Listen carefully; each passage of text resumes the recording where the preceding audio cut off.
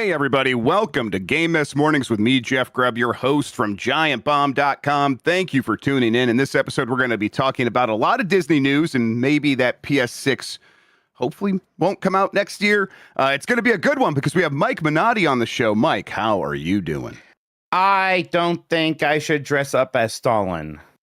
Yeah, I mean, I get why people like immediately do that, but like to me, it's like not that much different than dressing up as like George W. Bush. Like, yeah people kill a lot of people. It's not a sign of hate. That's the line for me. You dress up as Hitler, that's a sign of hatred. You dress up as Stalin, that's just funny. You're intellectually correct. I think. Look, I agree. I think it's funny. I approach it from the perspective of, all right, let's say like people like for some reason people are mad at me. Let's say this all falls apart. I have to get a real job. And so it goes, fair. Mike Minotti, and pictures of Mike dressed as Stalin pop up, you know? That personal sort of line that I completely get. Yes, for sure. I don't know. I can be persuaded still. I'll say that. I'm not like 100% against it, but my first instinct is, I don't know.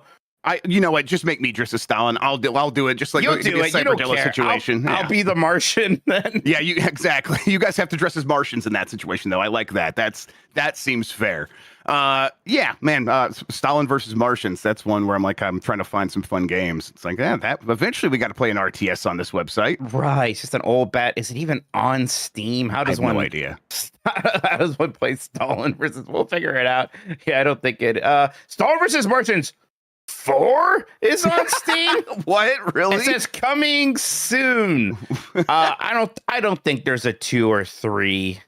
That's actually, I think this is way funnier. I don't even know if this is made by the people who made the first one. I don't know what the fuck this is. I don't think this is a real video game. Good for them. I'll play that. I'll play a non-real Stalin versus Martians 4. Absolutely. What am I looking at? All right, good, cool. Mike, were you paying attention to this D23 over the week? Like all the news stories basically have like touched Disney in some way for the most part. There was a lot of Disney news. Yeah. So I was in Chicago this weekend. Was hanging out at Fan Expo 2026. Went to a panel with the 4 Hobbit actors. I got the guy who played Kino, Ernie Reyes Jr. to sign my canister of ooze. Oh, I'm glad you did that. Huge. Yeah. I was very excited about that. We popped into some Keith David and Sam Raimi panels. A couple people said hi to me, so thank you for that. Yeah, it was a really good time, but we were constantly plugged in on our drive. We left Saturday night because Chris's son had a soccer game yesterday, and he's super dead and didn't want to miss it. So we drove through the night, but we actually were able to listen to the parks panel, which is the most interesting thing to us as we were driving home. Very cool. Yeah, we have a parks story here today, although I think this is not D23. This is stuff that's actually happening in the parks right now. I guess like was there anything big and exciting, something that like the normies would care about? Well, I don't know about the normies, but Bacalar will be excited to know that Figment's father, his daddy, if you will, Dreamfinder, is finally coming back to that ride, which is a big deal for the Epcot super fans like me. So I'm very excited about that. Yeah, and of course, in Bacalar. Yes. Of course, but a lot of it was going to detail about a lot of the things that are being built, which is a lot. The Indiana Jones ride, the Encanto ride, the car stuff, the Monsters, Inc. stuff. And like some other fun, like a lot of things that like were long overdue, like fixing this one Yeti animatronic in Expedition Everest in Animal Kingdom. They're finally going to do that. They're finally going to update Spaceship Earth. So overall, lots of good theme park announcements. I was pretty happy.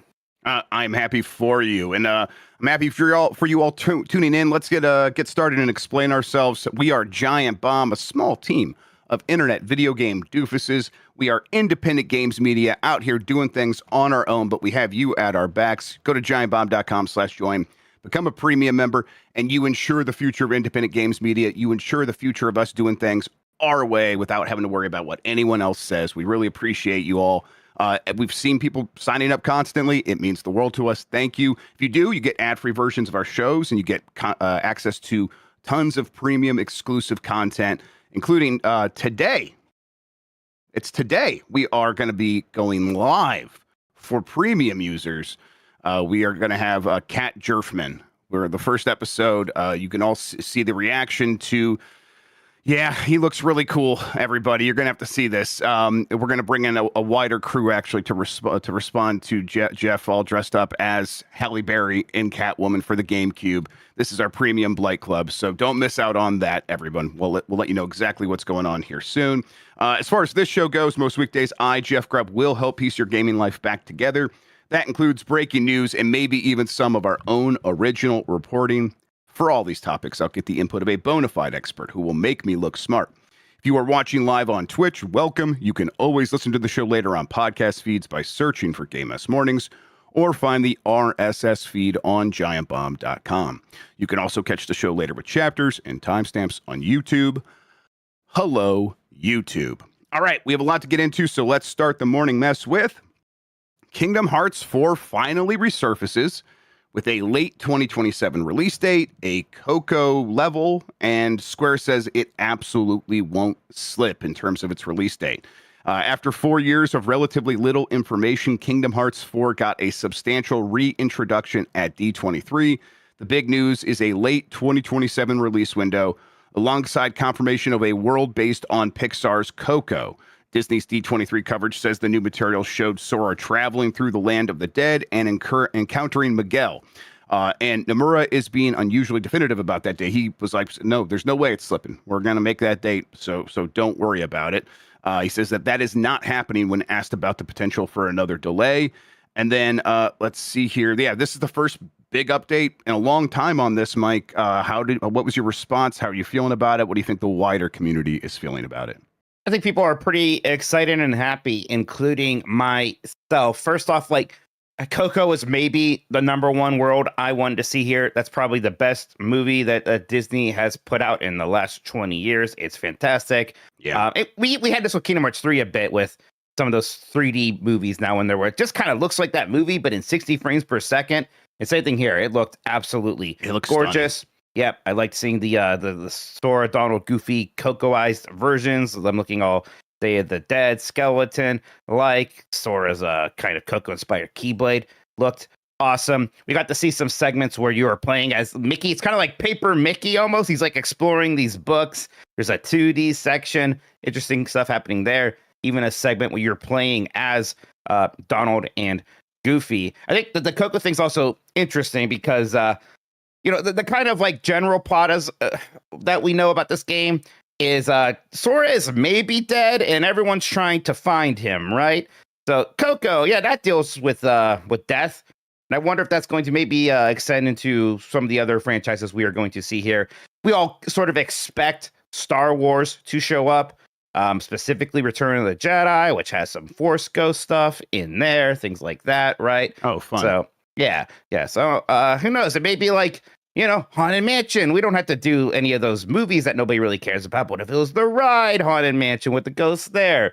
There's all sorts of fun ways that Disney could explore that seemingly dark subject material, but in a fun way here. Yeah, that already sounds like really promising.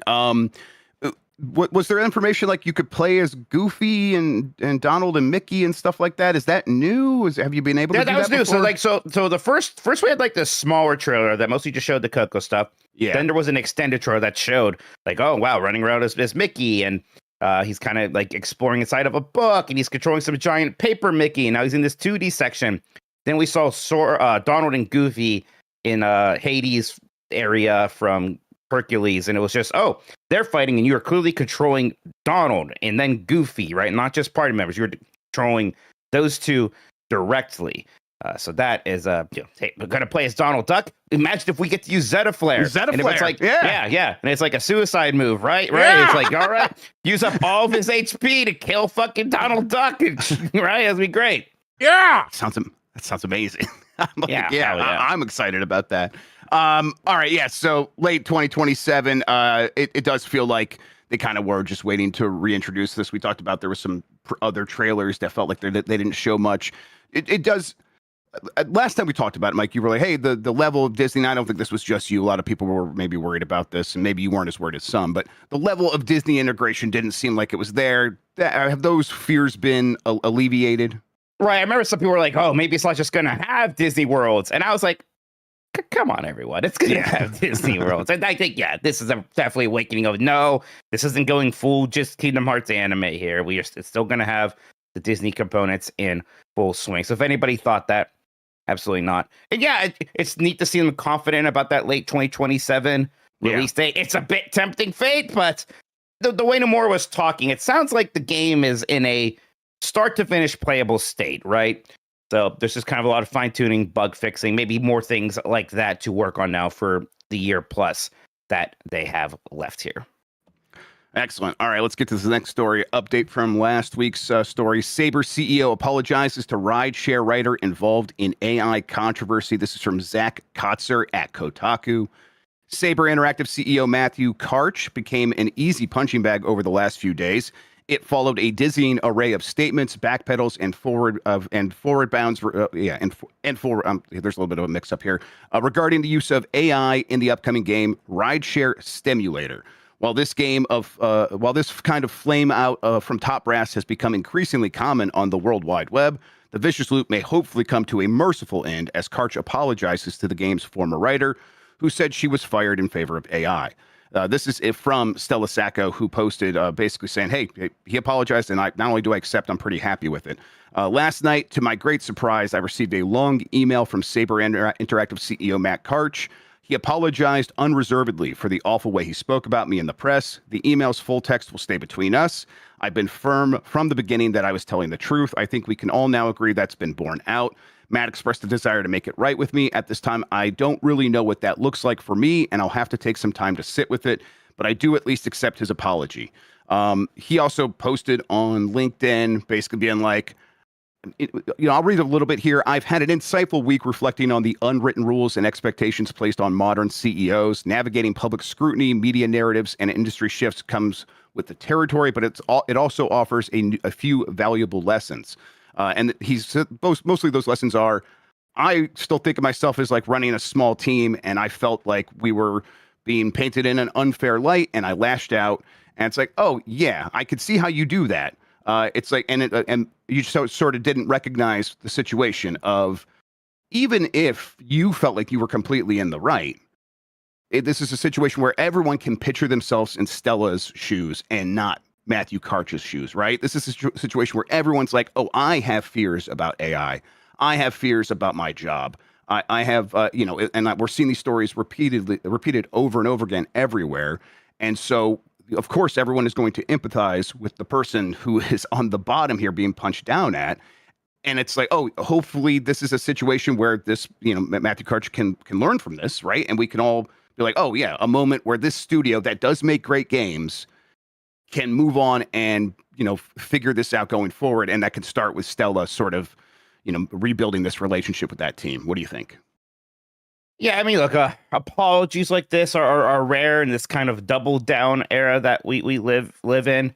And Stella accepted the apology, and that's kind of, that's what matters there, right? So, I'm glad there's kind of a resolution there. There still are, like you said, these anxieties, and the things that bother me is that, well, how much of this AI stuff is happening at Saber, right? Because it wasn't even just that response has so much visceral behind it, right? And there was so much kind of like nastiness to it.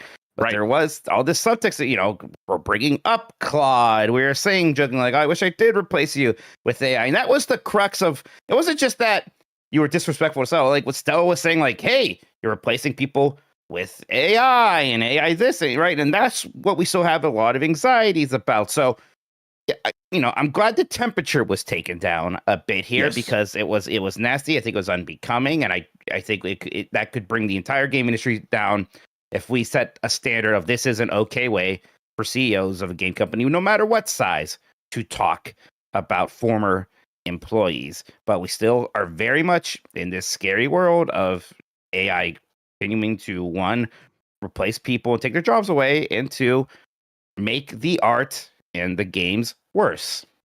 Yeah, and like that side of things is not going to go away, right? People are going to see the disclosure that has now been added to Rideshare Stimulator, and it's a lot. Like there's a lot of disclosures there about various things happening with AI in that game, and it's just going to turn most people away. I think that if someone in chat said life's too short, like, right, to like be worried about buying games from someone that once treated an employee this way and then had the statement that is using AI in this way. And it's like, Saber's working on a lot of stuff that I'm interested in, but now it is always gonna be flavored by this. That said, Stella does seem really happy with the apology, and to me that's pretty meaningful, because I do want to give people the chance to improve their environments and say, hey, I'm willing to learn from this. Hopefully that is the case, because there's a lot of cool people that work at Saber, and I want them to be able to have an environment where they're happy working in. And God, there's you got to wonder, Disney is involved here. This is another Disney story, right? Because Disney Lucas, they're working with them on Knights of the Old Republic. Right. You don't want to they got Universal for dress wear. They have a lot. I mean, you don't want to get a call being like, hey, why am I getting questions about this and stuff like that? So it's like, I got to imagine that this is one of those moments where he hit the brakes and realized what was going on, right? Right. And I imagine there are quite a few people in his ear, maybe explain to him why this is not the way to handle this situation. So yes, I guess I just urge him to pay attention to that, to listen, and let's do better in the future. Yeah, absolutely. PlayStation 6 release date still hasn't been decided. Sony CEO Hiroki Totoki says. This is from Chris Scullion at VGC. Sony has still yet to decide on a release date for PlayStation 6, its CEO says. In a new interview with the Wall Street Journal, Sony CEO Hiroki Totoki discussed numerous aspects of Sony's business, including his views that the future of the company is entertainment instead of electronics. While the article mainly looks at Sony's shift from making televisions and products like the Walkman and Discman to its increased focus on movies, music, and video games, and anime, it does briefly touch on the PS6, discussing the challenges of the current era, which is identified as the continued global component shortage and trade wars. Totoki said, considering that importance, we need to take some action. Otherwise, we cannot survive in this landscape. The article notes that a number of analysts expected PS6, to arrive in 2027, but that the component shortage has caused them to rethink these predictions. It then states, Totoki said the company still hasn't fixed a date for PS6's launch. Totoki last gave an official comment on the PS6's release date back in May, where he also said it hadn't decided one yet. The Wall Street Journal's new article suggests no progress has been made on this. And it's like, okay, if they haven't decided at this point, which I think we could take at face value for the most part, it seems very unlikely that they're going to be able to get this together for a 2027 release, right, Mike? Yeah, that seems to be the case. But we are, it's weird because the PlayStation 5 is going to be 6 years old here very soon. This thing is going to become old. And if they were ever planning on this, outside of the trade wars and component shortages, then they know what a PlayStation 6 is, and it's not some easy thing to just change the innards of it because you maybe want to push that thing back a year. And also, this stuff's not going to get better. There's no weathering this storm, at least imminently, right? If you decide to push this thing off by 2 years, which that's a lot, there's no reason to believe that suddenly, RAM, that's a lot easier to buy these days. And the trade wars, that's all resolved. So it is a bit of a case of, well, what are you waiting for then? Yeah, it's that's good point, right? Because it's like, weathering the storm is this a fun concept when you're like, hey, things could change, but it does feel like if they change, they do get worse. Like there's no light at the other end of the tunnel in the time frame in which it's like, okay, well, it's not coming out in 2027, it's going to come out in 2028 instead. And none of this sort of solves the underlying problem of it's going to be expensive no matter what, and it's going to look and feel a lot like a PS5 no matter what. And that's because they're going to keep supporting the PS5. So just about any game that is worth its salt is going to be on both PS6 and PS5. So it's I think it does shift to maybe they are going to rejigger some things so that they can get away with like a different launch feeling. And I think a part of that is, they might lean even harder into the handheld aspect of it, because if they lean into the handheld, that can be the kind of thing where it's like, I want my games to run on that, but I also still want them on my PS5 Pro. And then like at that point, do they need a new home console? And how do they call the handheld a PS6? I think these are really tough questions. They probably can't get away with that, but they might be in a situation where they have to try something drastic to navigate these very uncharted, choppy waters. Let me ask you this. Do you think there is currently in development at PlayStation a PlayStation 6 exclusive? I mean, I think maybe, but not one that is coming out in like the first couple of. I mean, let's say there could be like a small scale thing, right? They might have like an Astrobot meant to like show off the PS6's really special features or something PlayStation like 6 welcome tour. Yeah, welcome to it. $10. Oh man, I should charge $100 for it. That'd be fun. Yeah, I don't think so. Probably not. What do you think? Like maybe, but how hard would it be to just be like, actually, this game's coming out on PlayStation 5, right? It's not like before where it's like, well, we can't just suddenly make a Nintendo 64 game, a Super Nintendo game. What are you talking about? But these days, if things are falling behind for whatever reason, then you're like, that scale that down a bit, and suddenly that'll fit nicely into this PS5 right here, right? Uh-huh. Yeah, but your whole family. But for years now, my theory here is that they will sort of just take a PS5 and maybe a PS5 Pro and rebrand that as a PS6 Lite and just keep the PS5 viable for much longer than we've ever seen before. And the reasons to do that now are even more obvious. So we'll see what that looks like. But then it does like beg the question of what does a PS6 look like? How do they sell that thing? How do they make the handheld work alongside a new home console? What does all this cost? It's going to be challenging. And but at the same time, it's like, yeah, they could try to act because they do know, like you said, they know what a PS6 looks like. They know what it like. They can't change that all that much. And they have everything working toward what was probably once supposed to be a 2027 release date. So pulling that train off the tracks at this point is maybe could cause things to change drastically. It really could. And I don't think it's still impossible that we like see the first tease of a PlayStation 6 at the end of this year. We get more details leading earlier, and like the thing does come out late 2027, maybe. Still, that's not outside of the realm of possibility. Yeah. Someone nice asks, any chance Intergalactic is just PS6? No, I don't think there's just no chance at all. It's that game is going to be. Yeah, that game's probably coming out next year, right? Because that's the one that we heard about. Probably. I mean, they said it was going to have a disc. Yeah, you're right. Oh, right. It's gonna have a disc. Probably can't be a PS6.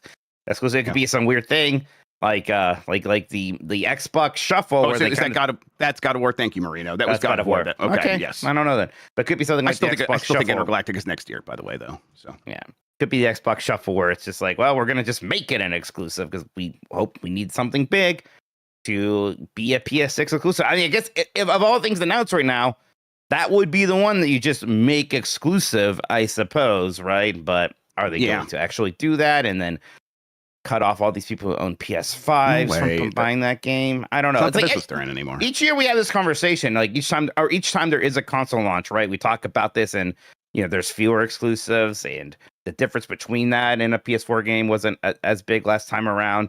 And then there's that really long window of games being cross-gen and some people being mad about it. Right. I mean, like the best PlayStation 5 launch game was Miles Morales, which also came out on PlayStation 4, right? Yep. Yeah, exactly. Yeah, like the actual exclusive was Demon Souls and some other things. Yeah, to that point, Mike, like, yeah, the PS4 was already very old when the PS5 came out and very antiquated. And they had a very long cross-gen period for that.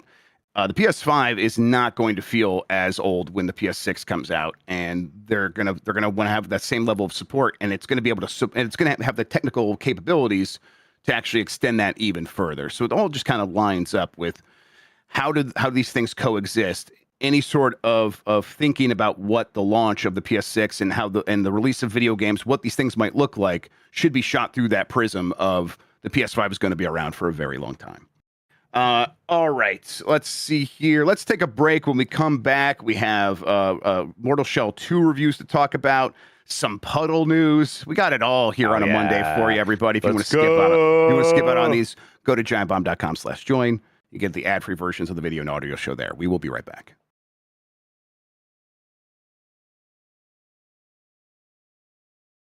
All right, we're back. It's Game Mess Mornings. That is Mike Minotti. I'm Jeff Grubb. Mortal Shell 2 reviews are in. Saw about 35, 36 reviews collated on OpenCritic so far with a score of 85. That's very, very good. 4.5 stars from Keith Mitchell at the Outer Haven Productions. Mortal Shell 2 takes everything that worked in the original and turns it into a much stronger, more confident Souls-like. The deeper shell system, satisfying combat, and rewarding exploration stand out. And despite the camera issues and some frustrating progression choices, none of those issues stop me from having a damn good time with it. This is a fantastic follow-up, and Cold Symmetry has seated themselves at the big table with Mortal Shell 2. Got a 90 out of 100 from Gamers Heroes that wrote, currently sitting in my top 5 releases of the year. Fans of gritty Souls-like action RPGs will absolutely love Mortal Shell 2. And 4.5 stars from Chuck Zimmerheld at Giant Bomb. Mortal Shell 2 is a fun-forward Souls-like, one that values flexibility and variety over sheer difficulty. It grabs you and plies you with a plethora of options for tackling its monsters, dungeons, and bosses, handing you shiny toys and trusts you to work out what to do with them. Chuck, what is a plethora? I was going to say, good use of the word plethora there, Chuck. I like it. Hey, these are pretty shiny and glowy reviews here. I was definitely curious about this game, but not one that I was rushing out to say, oh, I have to play this one. This sounds like the latest in that Lies of P lineage of, oh, this is the other Souls-like game you should try. Yeah, and I never knew much about the first one. Looking at it right now on Steam, it has had a great trailer. Reviews. Yeah, had a great trailer. People seemed like, it's all right. This seems like a much stronger reception to this one. I just finished my my second Elden Ring playthrough last night, and I am still very much looking for more fun Souls-like experiences. Just watching this trailer, looks like a lot of fun. Also, I think you have a shotgun sometimes. Apparently, that's interesting.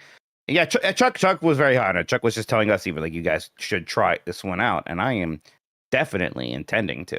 Yeah, I'm planning to do so. I'm getting jealous of that, and everyone's playing Blood Dungeon. I'm still working my way through Fire Emblem, which I talked about in a preview capacity a little bit. I'm 30 hours into that game though, and I'm not anywhere near done with it. So I keep going. How many cat shrines have you gotten so far? Tell me. It says in the embargo I'm allowed to say 0. I'm bad at this game. Yeah. Blowing it, dude. I'm really blowing it.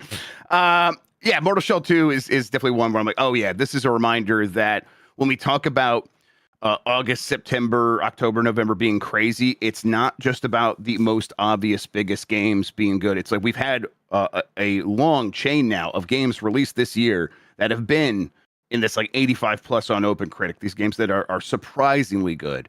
And there's no reason to assume that many of these other games that are coming out between the biggest ones won't be like that. And Mortal Shell 2 is a reminder. So, right. Yeah, a lot of people were talking about the big games coming out for the rest of the year. I didn't hear this one get brought up a lot, but again, good reviews, a genre that a lot of people like. It's out in just a couple days, I believe, although looks like if you get the Devout edition, you could play it maybe even right now. Advanced access out now. So there you go, everybody. All right, I'll give it a try. We'll see. It probably won't run well on the Steam Deck. That's always a problem for me. I guess I'll stream it. Marvel's Wolverine is another victim of the internet's endless gaming negativity. This is from Darren Bonthus at GameSpot. Man, Insomniac always draws the puddle news, and this is another example of that. Let me ask you real quick. Have you seen what is happening with this, Mike? Because it took me a second to understand what was happening in this story. Yes, I did see. I saw specifically the one segment that was drawing a lot of the ire, which was kind of a chase scene. And I have my thoughts on that, but maybe I'll hold off till you read more of this. Sure. Marvel's Wolverine looks like it could be a major highlight of a stacked September, but if you look online, many people are already calling the game dead on arrival for a number of reasons. One of the primary complaints stems from Marvel's Wolverine being a linear single-player action game instead of an open-world one like Marvel's Spider-Man 2, which, ironically, was chided for being just that prior to release by people online who claim to have open-world fatigue. That's hardly surprising given how platforms like Twitter literally pay users for manufacturing drama that, in turn, drives engagement. Insomniac's community and marketing director, James Stevenson, has called out the toxic nature of these websites and how they reinforce negativity loops. I think the wild way this algorithm amplifies and enforces negativity upon you has me reconsidering my philosophy of telling devs to look or post here, Stevenson wrote. It's a relentless onslaught that I cannot believe is good for anyone's mental health nor representative. Now, I don't want to go with too much with the I told you so, but people have been pointing this out about Twitter for a while now. And it's not just the place is run by Nazis. It is that it is clearly tuned to drive people apart and drive people insane. And for all the like, oh my God, look how much engagement we get on there. It is going to tear you apart, and this is a good example of it. So it's not just that chase sequence. It's also a boss fight where there's a big boss that's standing on the edge of a platform or off the edge of a platform. It's giant, and its arms are kind of swinging down, and you're mainly fighting the arms. And people are showing another clip of another game that did this trope, and it's Ben 10 from like 2006 or something like that, and like they stole this from a Ben 10 game. Well, Mike, your face. Explain your face. Yes, because that's the right reaction. Confused, befuddle. Like, yeah, it's a lot of boss fights where you fight arms sometimes. Yeah. Like, hey, what do you want? It's a video game. Mario 64. I could think like there's like 10 games in my brain right now where you do that. Ben 10 example right away. Yeah. There's lots of things. There's Outer Ring bosses that are like that. Or there's the Dark Souls 3 had something, or Dark Souls 2 actually. Look. Some of this, I think, is a symptom of we don't get that kind of constant evolution or innovation in AAA games that we used to, perhaps. And part of that is just the nature of the beast. Technology has stagnated. Things just don't look so obviously different. Like, when I saw that chase scene, there was even I had a bit of a reaction like, oh, wow, okay, one of these. You get, like, to the edge of the building, and he sort of, like, pushes forward 10 frames so that he snaps into the animation place. Like, stuff like that, right? Would it have really occurred to me that this was some big problem or different from a lot of these other games? No, not really. And like, so I call it puddle news because it does harken back to Insomniac's. Yeah, it's a Spider-Man thing where the puddle reflections look different or whatever, and it wasn't anything real. But the game wasn't out yet. And people have a lot of anticipation for these games, and so they get a lot of anxiety if they start to worry that it's not going to live up to all of their dreams and hopes. And that just eats away at them, and then they behave like insane people on the internet. And it's happening here again. And it's always that you fixate on these very small things that once you're playing the game, right, you may never actually think about ever again in your entire life. Like, this is a moment in time where you're not playing the game and you're worried about stuff that you don't know is actually going to matter or not. And people just have a way of turning that into something else. And then, of course, that does play into... And Twitter rewards that. If you get a bunch of engagement for making other people worried about that, then you're going to get paid. So yeah, I don't envy any developer that has to show off their game at all. And this explains again why we see very little of many games these days for years and years at a time, and sometimes up until like 2 months before a game's going to come out. We're not seeing anything from Ocarina of Time, right? I think this might be part of the reason.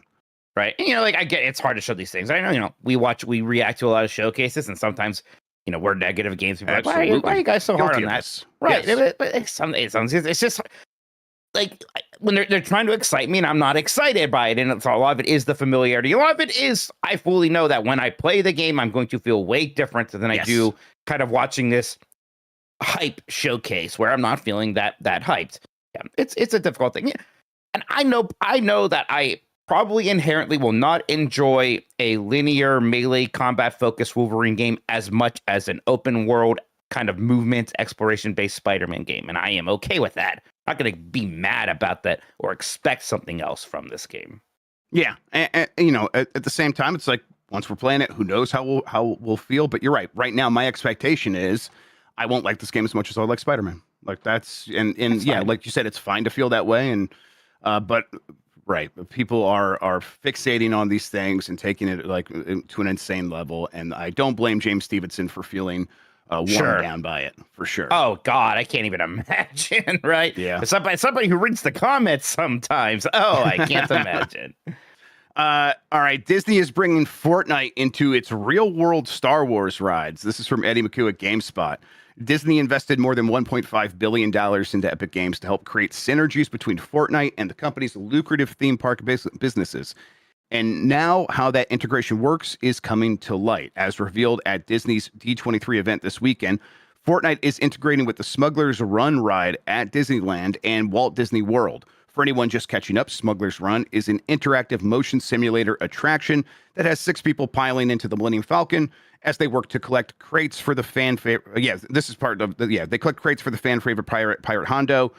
With this new Fortnite collaboration, those crates will now unlock content in the game.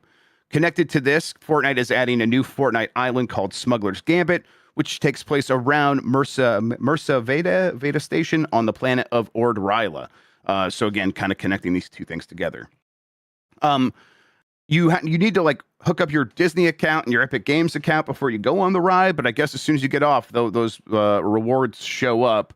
What do you make of this, Mike? Is this something that that's been like tried before? Is this something completely new? Do you think anyone would be excited about this? What do you make? When they first released Galaxy's Edge, they were kind of hoping for a lot more kind of like gamifying it. There was like bounty hunter boards, and there's like use this app, and there's all these games on it, and people never really took to that aspect of it all that much. So this, I don't know how many people are actually going to do this. Right.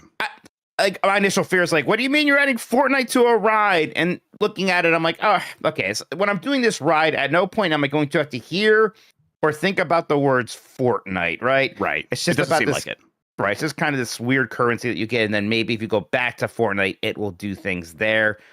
Sure. The Emperor shows up like, this is where I announced my return, the video game Fortnite. Oh, right. Not the worst thing to happen to Star Wars with Fortnite, actually. No, definitely not. We will be okay. So it doesn't seem like it's going to be much. I can't imagine how many people are going to actually go through these hoops.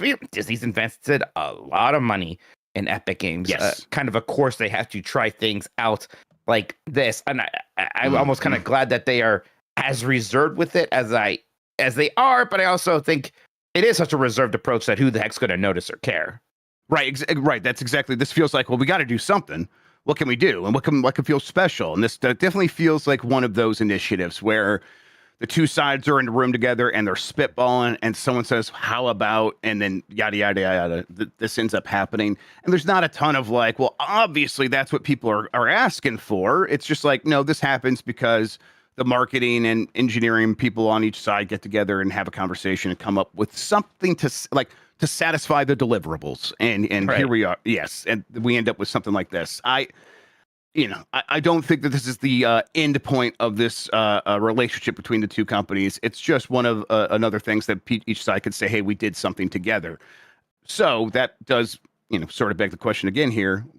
Like, what should this relationship, the $1.5 billion investment from Disney into Epic look like in a year or two, Mike? Well, it's a question. I mean, there's the talk about that Arc Raiders style Disney game that's going to be in Fortnite. I don't know what that is. Like the initial thing they talked about was this kind of metaverse sounding thing, right? Of like, walk around and there's going to be all these Disney activations here.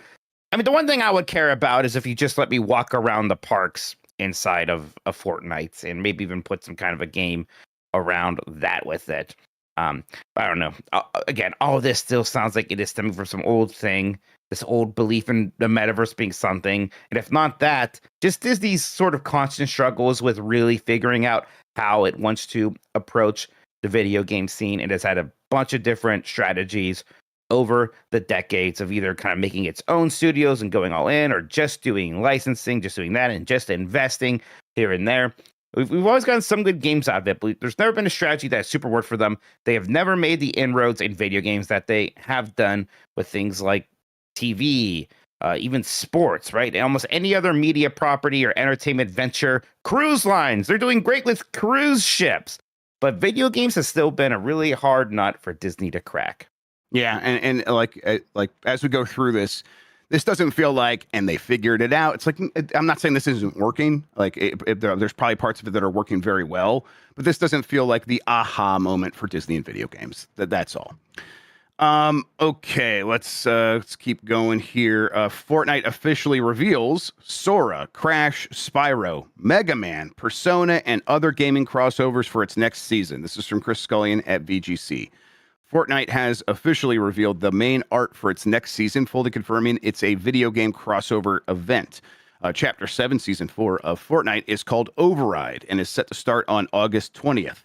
Following numerous leaks as well as teases from Fortnite's own social media accounts, it's also now fully confirmed that the season will focus on crossovers from various video games. Last week, Epic posted a 9-second clip teasing that Sonic would be coming to the game, along with the tagline, "Break the rules, change the game." It has now posted a full-length trailer for the Override season, confirming Sonic and numerous other video game characters who are coming to Fortnite for the first time.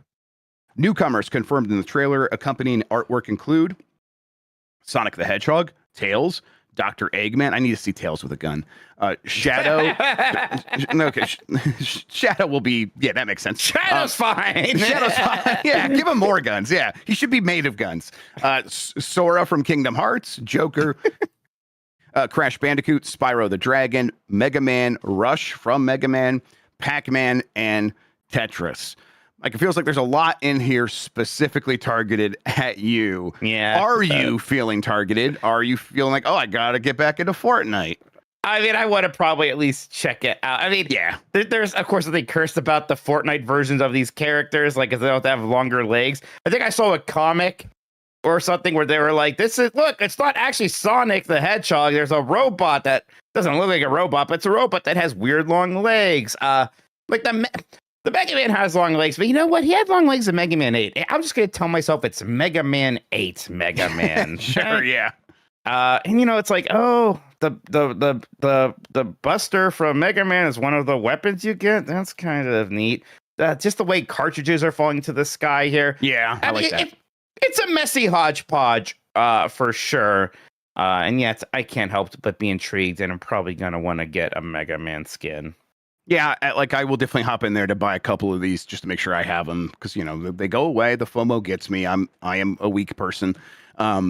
You know, it's not the cohesive. That's Simpsons. Jackrabbit, right? They made that. Okay, that's why he's here. I'm sorry, I'm watching the trailer. No, that makes sense. Yeah, they own that. Yeah, that one was easy. Okay, right. They didn't even ask Cliff if they could use it. They don't care. Yeah, this is not the cohesive Simpsons event that like, oh, where they just, oh, that makes so much sense and it's so appealing. This is, as you said, a hodgepodge. But as far as hodgepodges go, it's pretty good. You know, there's nothing here that's like, oh my God, I can't believe they got that. At this point, I'm almost maybe surprised. Sora, but like, yeah, Disney, again, Disney's invested in them. And right, Disney, that's part of it. We're kind of like, more than ever, Disney has not like had that. We're kind of like, we're a little ashamed of Kingdom Hearts, or we think that's stupid. Disney is full on showcasing it at D23, yes, making it clear that it's an important pillar of theirs. So yeah, not too surprising when you think about it. Was there an executive at Disney that like publicly said that they didn't get Kingdom Hearts or something like that? I mean, Michael Eisner was the CEO, says he doesn't remember greenlighting it, which that's what it was. Which, look, he greenlit probably a lot of things. He's in his 80s now. Like, and I bet he was not very tuned in or cared about the video game stuff for sure. So yeah, that didn't exactly shock me. Yeah, that makes some sense. Yeah, I'll hop in there. I'll run around as Dr. Eggman. That would be fun. That's Crash Bandicoot also. I love Crash Bandicoot. Like the way he looks, his whole attitude. Whenever he shows up in anything, I'm always happy to see him. And then we do have to address like Tetris. What does that mean? What is the in the trailer? There's just kind of like Tetris blocks falling from the sky, and they made a line disappear. So I wonder if it's a consumable, almost like a grenade that's just going to fall down and kind of do some damage, like that sort of a thing. I don't know.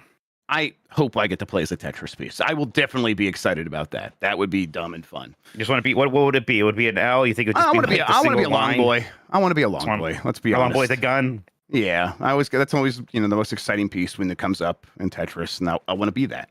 Sure. Indie developer of popular stock market games says Sony is blocking a PS5 release and delisting its previous games. This is from Chris Scullion at VGC. The indie developer of a stock market game, which has been well received on Steam, says their library of previous PlayStation releases is being delisted by Sony. Ukrainian developer Turnox Games released Stonks 9800, a stock market game with an 80s anime aesthetic, in Steam Early Access in 2023. The game has reached 100,000 sales this March and currently has an overwhelmingly positive rating on Steam, with 97% of its users marking it positive. Turnox has been planning a console release for Stonks 9800, but took to social media on Sunday to announce that not only had Sony blocked its release on PS5, it was also planning to remove all of Turnox's previous PlayStation releases. Stonks 9800 will not be coming to PS5, the developer wrote on Twitter. Sony unilaterally terminated my PlayStation developer and publisher agreement without giving me any reason. My existing games are scheduled to be removed from the PlayStation Store after August 23rd. Claiming that PlayStation support, this is no longer a quote, refuses to listen to my arguments or even respond to my emails in any way, Turnox said they still plan to release the game on Switch and Xbox. I had hoped to release the PS5 version in 2027 and make a physical disc edition while that was still possible, they wrote. Sadly, that will not happen, but I'll do my best to create a physical edition for PC and Switch. People are theorizing here, and I think it's probably correct because the timing lines up, that this is maybe a false positive of one of these studios that's getting caught up in Sony's purge of low-effort games getting removed from its store. Right. And it's definitely the kind of thing where it's like, yeah, I worry about this. The Stonks 9000, a game I hadn't heard about. I'm very curious now. I'll go play it on Steam, but this is definitely, to me, sounds like the kind of thing where, hey, maybe you think it's bad. No, a lot of people seem to think it's great, but let's just say a bunch of people thought it was bad. It's still something that I am curious about and would want the opportunity to decide to buy for myself. And I think Sony likely just has an automated system, and this thing did enough weirdly in weird ways that it got flagged, and now it's being removed. And hopefully, I don't think Sony shouldn't have the right to curate their store. I think it should be very careful with that. That's my personal opinion on these kinds of things. But hopefully, if they're going to do that, when something like this does fall through the cracks and gets caught up, they're able to respond and undo it. But as of right now, this person's saying not just about their games, but they have published other studios' games. And they said, I'm really sorry that this happened and that I failed the developers whose games I published, but there's nothing I can do about it now, unfortunately. So it's got to feel incredibly helpless, right? Right. And, yeah, I know you feel this way. You mentioned it, but it's this. I think I ultimately do like the way Steam does it, where just most things are just allowed on there, even if other people think it's low effort or bad, and we kind of decide for ourselves if that has any meaning. What's low effort to me? What is bad to me? Something like that weird FMV game we played a year or so ago, right? Like, I'm in love with your dead grandma, right? With your dead grandma, yes. Like, I don't know if low effort's the word, but there's a lot of people who would probably look at it and be like, what the hell is this? Why is this even on the store? And I'm like, this is funny. I like this. I'm glad that weird things like this exist. I'd rather decide that for myself than let an algorithm do it. But so, if Sony wants to do things that way, though, they got to have systems in place that can quickly correct mistakes like this seems to be. Just looking at this game on Steam, and again, great reviews, people seem to like it. Sure, looks like a video game to me. I have no idea what exactly the issue is here. Yeah, it's unfortunate, and you would hope that, as someone in chat says, once a human notices, hopefully this just gets reversed. It feels like, as of now, a human hasn't noticed. And to be fair, there's a ton of games coming out on PlayStation Store. It's not like Steam levels, but it is a lot of games. So it would be difficult for a human to get eyes on every single one. But again, like you said, hopefully they can reverse this and do something to get these games reinstated. It seems completely unfair. Hey, more Disney-related news. The Simpsons Hit and Run revival. Well, series creator offers the biggest hint yet that could be real. This is from Eddie McCoo at GameSpot. 2003's The Simpsons Hit and Run is a cult classic GTA-inspired open-world game. Fans have been clamoring for a remake, remaster, sequel, or some kind of revival for years. It may finally actually be happening, as series creator Matt Groening offered a tantalizing tease at Disney's D23 event this weekend. A fan in the audience said, since Disney is producing a The Simpsons movie sequel, might that also mean Hit and Run will get a follow-up? Groening admitted he might be speaking out of turn and teased, I think the original game is coming back in some form. It's not a tease. It's just I think it's coming back. It's just him saying it. This is definitely something we've heard. There's been smoke and fire and all that surrounding this for a while now. And Matt Groening is not going to be familiar with how it works in video games, of how secretive everyone is about everything. He's like, yeah, but they talked to me about it. They said they're going to bring that back. I think that's going to happen. So cool, right? This is definitely something we want to see. Right. I guess a part of it's he so maybe doesn't know what's going on in the video games that does he really know this coming back? Did he hear did he somehow see one of these many headlines online wishing it was happening? It's oh, that's happening. So I'm not well, he let it slip out of the bag for sure. This is real. I don't know. It should, though. It is, I think, pretty easily the best Simpsons game we ever got. One of the greatest licensed games of all time. I know there is still some friction with certain people about the game, too, that could be ironed out with a remaster or expanded upon if it was a full-on sequel.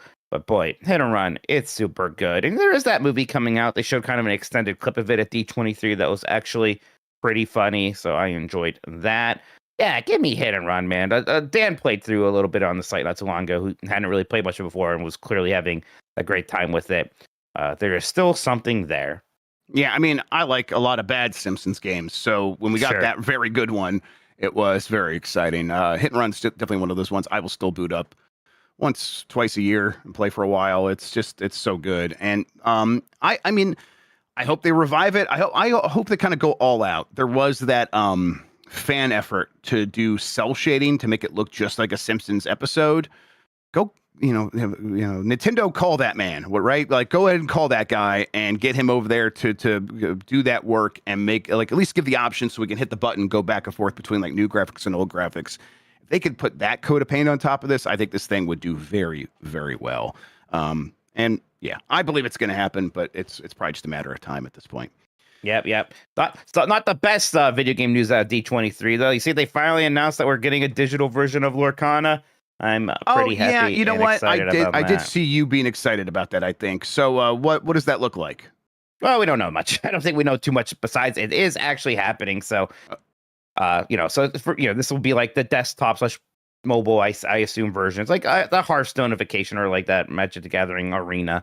I always like Lorcana. These games in general, I just find it's just easier for me to play a digital version than be like, what's the rule here? What does this keyword mean? Oh, did I tap that? Right. I'm bad with that stuff. So it's just when the game does it for me, it's just easier for me. You're just always drunk. You're like, I don't just let the game do it. Right. Yeah, exactly. Yeah, I'm the same way. Processing those rules, it's like, okay, I don't know. Just tell me what's going to happen, game. All right, let's shift gears here real quick. Restful Trails, rest in peace to Hayden Panettiere, who died at 36, tragically. She played, is it Carrie? It was Kyrie, and she's the original voice actress for Kyrie in Kingdom Hearts, yes. Kingdom Hearts 1 and 2. She was obviously also in Heroes and Nashville, a child star. Absolutely devastating news. And again, Restful Trails. All right, let's then shift to news for this week. Today, Phantom Blade Zero State of Play is happening at 10 p.m. Eastern Time. And then tomorrow, The Sinking City 2 launches for PC, PS5, and Xbox Series X and S. And that does it for the headlines. What's up?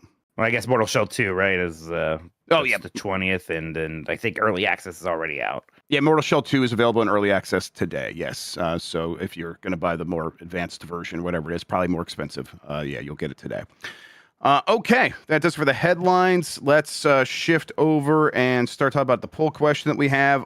This is for Wednesday, because we don't have a one from Friday. We did the Bomb 12 instead. If you want to submit for the Bomb 12, though, go to giantbomb.com. You'll find the Vote Here button. Click on that, and that will take you to the form where you could submit your game for this week's Bomb 12, which we'll do on Friday to wrap up the week. But as far as this poll question, are you aware that there is a backlash against Marvel's Wolverine game? I'm just curious, if people knew about this before we even talked about it on the show. Yes or no, I'm normal.